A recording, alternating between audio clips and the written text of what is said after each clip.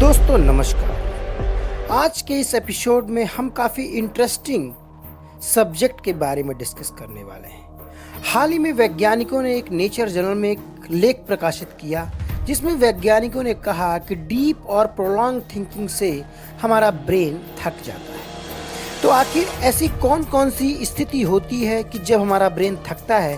तो आइए इन्हीं फैक्ट्स के बारे में बात करेंगे और आपको हमारे दिमाग के कॉम्प्लेक्स स्ट्रक्चर के बारे में भी बताएंगे कि आखिर कितना डीप और कितना प्रोलॉन्ग थिंकिंग के कारण हमारा ब्रेन पूरी तरह से टायर्ड यानी थक जाता है। दोस्तों, आप देख रहे हैं एंड वर्ल्ड न्यूज़। कृपया हमारे चैनल को सब्सक्राइब, ज्वाइन और शेयर जरूर करें। वैज्ञानिकों के अनुसार गहरी और लंबी सोच वास्तव में हमारे मस्तिष्क को थका भी सकती है। यानी मस्तिष्क एक अविश्वसनीय रूप से जटिल कॉम्प्लेक्स ऑर्गन है हमारे बॉडी का, और वैज्ञानिक ऐसा मानते हैं कि अगर हमने अपने मस्तिष्क को समझ लिया तो हम समूचे ब्रह्मांड को भी पूरी तरह समझ सकते हैं। यानी यह हमारे बॉडी का सबसे कॉम्प्लेक्स ऑर्गन माना जाता है। वही सोचने के लिए काफ़ी मात्रा में मानसिक ऊर्जा और बॉडी के संसाधनों या रिसोर्सेज की आवश्यकता होती है। यहाँ कुछ कारण हम आपको डिस्क्राइब करेंगे कि आखिर क्यों गहरी और लंबी सोच से मस्तिष्क में थकान हो सकती है।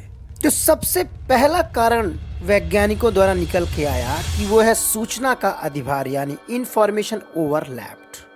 दोस्तों, आपको बता दें कि जब भी हम गहरी सोच में डूब जाते हैं तो अक्सर जटिल इंफॉर्मेशंस का ओवरलैपिंग हमारे मस्तिष्क में शुरू हो जाता है। यानी हम एक ही समय पे कई चीज़ों को सोचते सोचते उसमें डीप एनालिसिस करने लगते हैं, जो कि मानसिक रूप से एक कठिन कार्य होता है।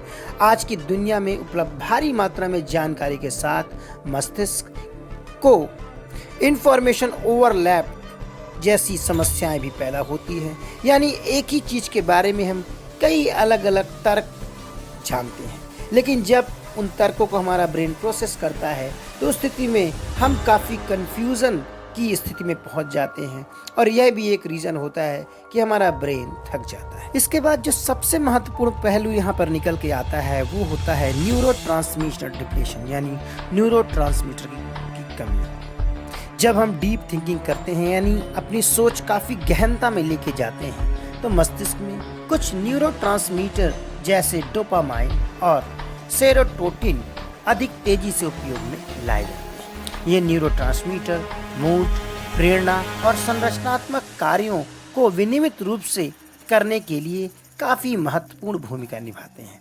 जब भी हम लंबे समय तक सोचने के लिए इनका अलग अलग स्तर पर उपयोग करते हैं तो इसके परिणाम स्वरूप हमारा दिमाग थक जाता है और इसके बाद फोकस में कमी भी आने लगती है। तभी हमें मूड स्विंग जैसी समस्या उत्पन्न होती है और ब्रेन हमारा बार बार स्विंग होने लगता है। इसके बाद जो सबसे महत्वपूर्ण पहलू यह है कि हम अपने ब्रेन को प्रॉपर आराम नहीं देते, यानी lack of rest and recovery for our brain.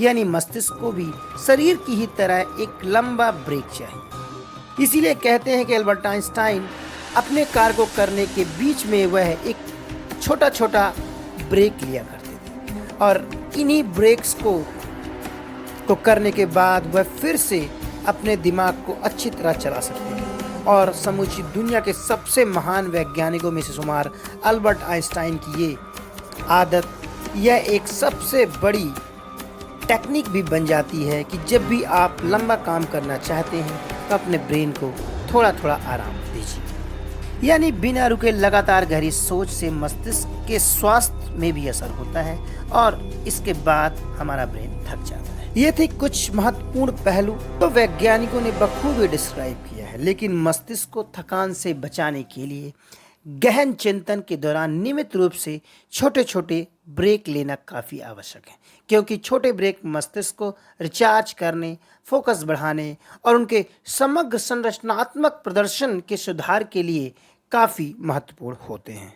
इसके साथ ही शारीरिक व्यायाम करने, पर्याप्त नींद लेने और संतुलित आहार बनाए रखने से भी मस्तिष्क का स्वास्थ्य सुधरता है और ब्रेन थकना कम कर देता है। तो दोस्तों, ये थी बात इस रिसर्च के बारे में जिसने वैज्ञानिकों ने इस बात की ओर इशारा किया है कि एक लंबे और प्रोलॉन्ग थिंकिंग के बाद अगर हमारा ब्रेन थक जाता है तो हमें कुछ महत्वपूर्ण एक्सरसाइजेस करने चाहिए ताकि हमारा ब्रेन थके नहीं। नमस्कार।